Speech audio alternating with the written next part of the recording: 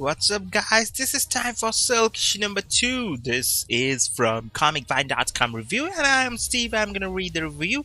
This review by Undeadpool Schroeder. So, Silk struggles to find her footing as her personal life has a roadblock, the likes of which she is ill prepared for. Good things about this one is last issue of Silk was everything an introduction to a character like this should be. We got to meet her, we got to know her, and we got to see her all through her own eyes. And while the issue may have been a little heavier on the telling than the showing, it was still a fantastically fun introduction to a fairly new character in need of fleshing out. The follow-up does not disappoint, letting the visual language of the book do the heavy lifting of the storytelling. While the character gets to grow more organically, the issue continues the focus on Cindy Moon trying to rebuild and rediscover her life outside the bunker, but finding her avenue sealed in every direction, either by that happenstance or even by death.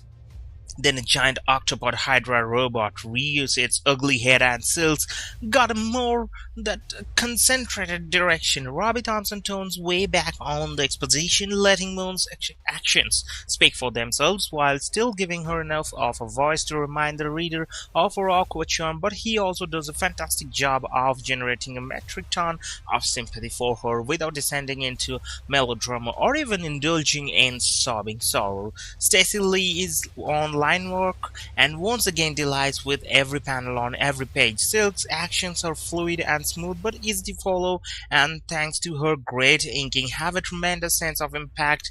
The action with the giant robot is fantastic. That is simply fantastic, but it's the montage of her searching for clues to her past that really shines through, delivering an emotional punch amidst a somewhat disjointed series of events isn't easy. But Lee's art not only presents some amazing facial expressions, but everything has an air of cuteness, yeah, it should be cuteness, and charm without becoming so cloying that the drama seems out of place. Ian Herring's colors are likewise excellent, his filter on the flashbacks helping to sell the haziness of the past, and his palette being simple enough to keep things light, but also very able to adapt when things get darker and more serious. Bad things about this one is there's not much to dislike with this issue. The overall story is still in a very embryonic stage, so it's directionless, is extremely excusable. There is a feeling of being disconnected from the rest of the Marvel universe. It feels like a very solitary book in that way, and the connectedness of the Marvel universe is one of its greatest strengths. Then again, we are also only on issue 2 and on that basis it's super cool that we are growing in the storyline. So Silk might be one of the most intriguing new characters to come along in a good while. Introducing her in the pages of pre-established characters title was a good move, as it built an audience and for that familiarity lessening the usual sales slump that an all-new character usually has when they launch their own solo series. Putting two relative newcomers to Marvel on the book was another calculated risk, but it's paying off beautifully, as they're both talented enough to make it stand out and do something truly great and even novel, making a star from a character that could have been nothing more than also a run. What the Adventures in Protest guys are saying about this one,